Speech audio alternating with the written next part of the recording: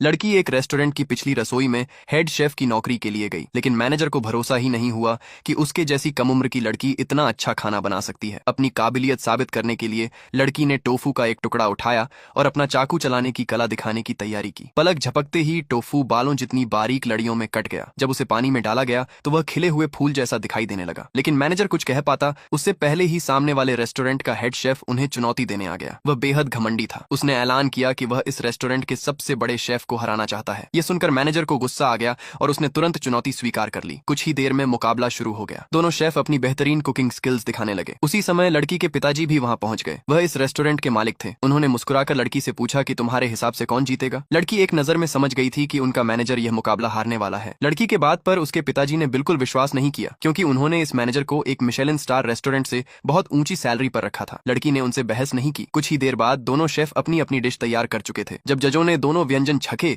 तो उन्होंने बिना किसी हिचकिचाहट के सामने वाले शेफ की डिश को बेहतर घोषित कर दिया। ये सुनकर उनका मैनेजर बुरी तरह चिढ़ गया। उसे तो यहाँ तक लगा कि जज पक्षपात कर रहे हैं, लेकिन जब उसने खुद विरोधी शेफ की डिश छकी तो उसे भी अपनी हार माननी पड़ी। अब वह शेफ पहले से भी ज्यादा घमंडी हो गया। उसने ऊंची आवाज में पूछा कि क्या अब कोई और उसे चुनौती देना चाहता है। उसकी बदतमीजी लड़की से बर्दाश्त नहीं हुई और उसने उसे चुनौती दे दी। मैनेजर को डर था कि अगर वह हार गई तो रेस्टोरेंट की इज्जत मिट्टी में मिल जाएगी, लेकिन लड़की के पिताजी को उस पर पूरा भरोसा था। उन्होंने उसे मुकाबले में उतरने की अनुमति दे दी। उन्होंने कहा कि इस बार लड़की ही रेस्टोरेंट की तरफ से प्रतियोगिता लड़ेगी, लेकिन जिस डिश को वह बनाने वाली थी वह सिर्फ एक फ्राइड राइस थी। ये देखकर मैनेजर पूरी तरह हैरान रह गया। उसे लगा कि चाहे फ्राइड राइस कितना भी स्वादिष्ट क्यों ना हो, इतनी साधारण डिश होने की वजह से उसे कम अंक ही मिलेंगे। उसकी बातों का लड़की ने कोई जवाब नहीं दिया। कुछ ही देर बाद वह अपनी फ्राइड राइस की प्लेट लेकर जजों के सामने पहुंच गई। जैसे ही ढक्कन हटाया गया, पूरे हॉल में उसकी लाजवाब खुशबू फैल गई। लेकिन जब जजों ने देखा कि यह तो सिर्फ फ्राइड राइस है तो उन्होंने मजाक उड़ाना शुरू कर दिया। विरोधी शेफ भी हंसते हुए बोला कि इतनी साधारण फ्राइड राइस किसी हाई एंड रेस्टोरेंट के लायक नहीं होती। उसे तो यकीन ही नहीं था कि लड़की इतनी बड़ी प्रतियोगिता में ऐसी डिश लेकर आई है। लेकिन जैसे ही एक जज ने लापरवाही से पहला निवाला लिया,